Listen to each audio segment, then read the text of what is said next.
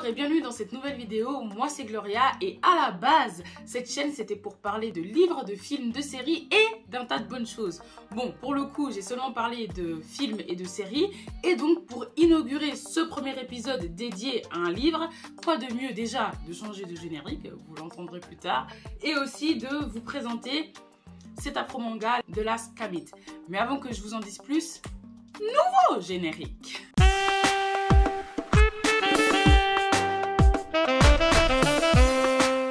Avant que je vous parle un peu plus de Last Commit, qui est un afro-manga, eh bien, je vous renvoie au post Instagram que j'avais fait, que je leur avais réservé. Je racontais un peu, voilà, les grandes lignes hein, de cet afro-manga. Donc, allez voir le post et profitez-en pour vous abonner. I mean, what are you waiting for? Alors, petit résumé de l'œuvre. On est à Kama, donc en Afrique. Mais en fait, Kama, c'était le nom de l'Afrique avant qu'on l'appelle Afrique.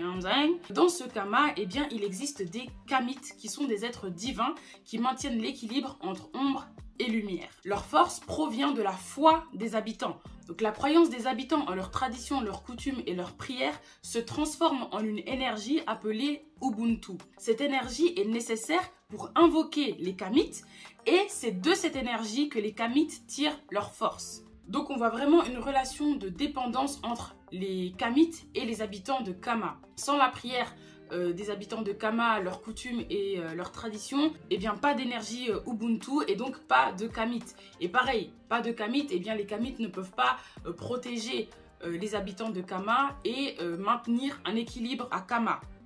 Malheureusement, la foi des habitants va diminuer, ce qui entraîne une baisse d'énergie Ubuntu qui elle-même va entraîner une baisse du nombre de kamites. Et en fait, cette baisse d'énergie Ubuntu n'arrive pas du tout au bon moment puisque Kama est menacé par une horde d'êtres maléfiques et donc ce reste d'énergie Ubuntu n'est pas du tout suffisant pour invoquer un kamite, mais bien assez pour former des gardiens. Et en fait, les gardiens, what a perfect segue.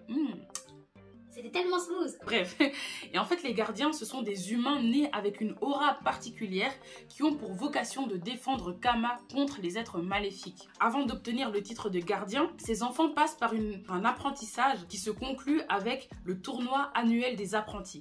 À l'issue de ce tournoi, un seul apprenti sera élu gardien. Et donc ça m'amène à vous parler des protagonistes Sanka et Emani qui rêvent de devenir gardiens. Sanka et Emani vont marcher à travers l'Afrique en quête de devenir gardiens. Leur épopée commence en Afrique du Sud, mais ils vont découvrir différentes ethnies, qu'elles soient réelles ou fictives, ainsi que des antagonistes eux aussi fictifs, donc les êtres maléfiques dont je parlais avant, ou réels, peut-être à travers des personnages tels que des missionnaires. Who knows? Une grande aventure les attend et donc ce tome 1 est une introduction à cette grande aventure. Donc voilà pour ce résumé, je vous donne vite fait mon avis avant de vous parler de Sanka et de la relation entre les habitants de Kama et les kamites que je trouve plutôt intéressante. Du coup, moi j'ai vraiment beaucoup aimé cet afro-manga, enfin rien que le fait de mixer afro-manga, I mean... You won me, j'étais déjà gagné, j'allais déjà dépenser mon argent. Et franchement, je vous le montre un peu de plus près, c'est vraiment un bel ouvrage, enfin l'objet livre est vraiment très nice, très beau. Et les dessins les gars, on parle d'un afro-manga, donc c'est un manga, mais il est tout en couleur, à l'intérieur c'est que de la couleur. Et je vous dis ça parce qu'à la base, bon, si vous lisez un peu les mangas, vous savez que les mangas, à l'intérieur, c'est du noir et blanc, avec des petites échelles de gris, mais il n'y a pas de couleur. Je m'y connais pas grand-chose en graphisme, en dessin, etc., mais c'était agréable à mon œil. Il peut aller loin, et j'ai hâte vraiment s'il devient un animé, mais ça serait super, frère. Ok, imagine ça en animé, Masta. Vous n'êtes pas visionnaire, mais... Moi, je suis vraiment visionnaire. J'ai besoin que vous soyez aussi visionnaire. Bref, achetez-le, soutenez les business noirs en fait, tout simplement. C'est acheter des livres qui nous représentent, surtout des livres qui sont stylés comme ça. Amine, faites en sorte qu'ils se transforment en animé les gars. Faites-le pour moi. Et sinon, par rapport à l'histoire, ce que je reprochais un peu à cet afro-manga, c'est que, il laissait beaucoup trop de place au prologue. Bon, en même temps, c'est un tome introductif, tu vois, donc c'est normal de contextualiser, c'est normal de donner des informations par rapport au monde, par rapport à la magie, aux lois de ce monde. Mais faire tout ça uniquement dans le prologue, j'ai trouvé dommage. Et du coup, ben, le prologue, il est hyper long. Et la partie qui est consacrée aux personnages de Sanka et Emani, eh bien, elle est super courte. Et elle dit pas grand chose sur ces personnages, à part leur ambition de devenir gardien. Je vous montre en fait les pages qui leur sont réservées. On va essayer de pas casser le bail. Hein. C'est ça, les pages qui sont réservées à Sanka et Emani. Si on regarde par rapport à tout l'ouvrage, c'est vraiment pas beaucoup comme page. Par contre, le prologue, ah bah lui, il est bien plus conséquent que l'intrigue en elle-même, tu vois. Et ça, j'ai trouvé dommage parce que j'ai l'impression qu'il y a certaines explications qui sont présentes dans le prologue qui auraient tout à fait leur place plus tard dans l'intrigue. Par exemple, avant je vous parlais de tournoi, hein, le tournoi des apprentis. On parle de ce tournoi dans le prologue et on dit seulement quelques mots dans l'intrigue. Alors que je trouve ça aurait été bien aussi de parler du tournoi lorsque ça concerne les protagonistes. Si tu le mets dans l'intrigue, lorsque ça concerne les personnages, c'est plus impactant et ça rend le moment plus important selon moi. Vous me direz ce que vous en pensez en commentaire hein, pour ceux qui l'ont lu. Voilà, c'était ce que j'avais à dire. C'était vraiment mon plus gros problème en fait. Enfin, problème, encore une fois, entre guillemets. Parce que moi, j'aime bien quand on parle des personnages, quand on s'attarde sur les personnages, sur leur histoire. Et bien sûr, ça va venir peut-être dès le tome 2. J'espère. Pour revenir à des choses positives, donc j'avais parlé donc, de la couleur, des dessins, etc.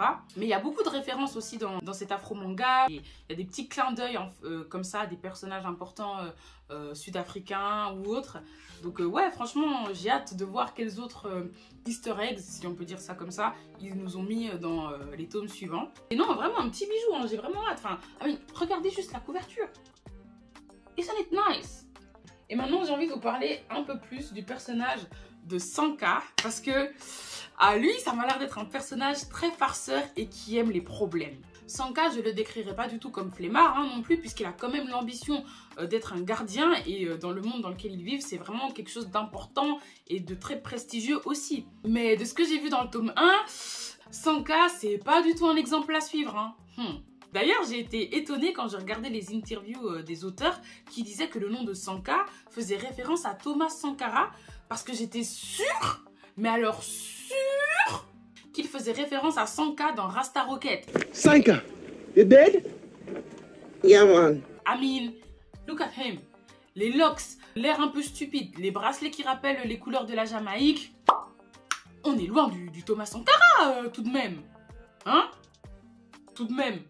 Mais bon, peut-être que les auteurs ils se sont inspirés des deux personnages, hein, donc de Thomas Sankara et de Sanka dans Rasta Rocket. Peut-être même que Sanka, le nom de Sanka dans Rasta Rocket est peut-être même inspiré de Thomas Sankara.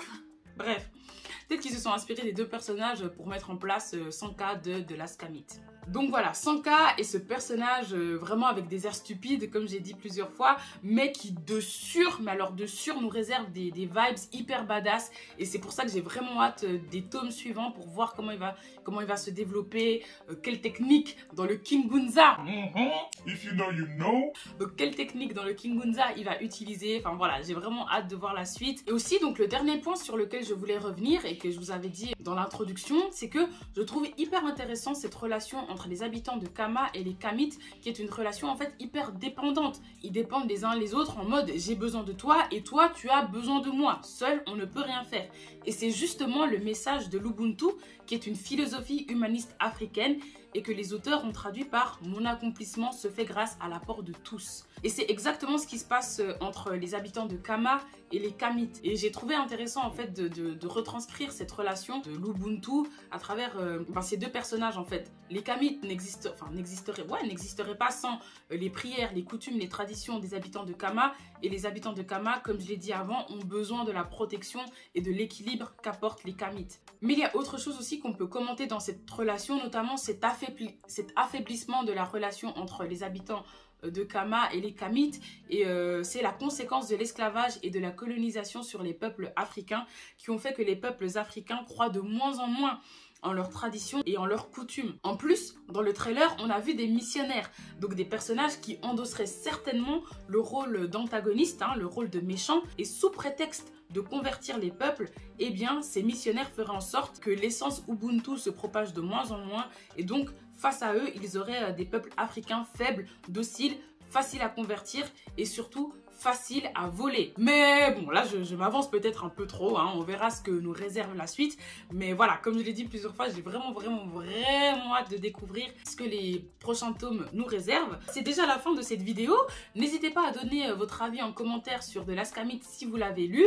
Likez cette vidéo, abonnez-vous, pas seulement à ma chaîne, mais également aux chaînes et au Instagram, au Twitter, au Facebook, enfin tous les réseaux sociaux de The Last Commit pour être à l'affût en fait de tout ce qu'il poste. Surtout qu'il poste des petits teases comme ça de ce qu'il y aura dans le tome 2. Donc voilà, je vous conseille de les suivre sur Instagram, Facebook, Twitter, enfin voilà les réseaux que vous avez. Et moi je vous dis à la prochaine, bye!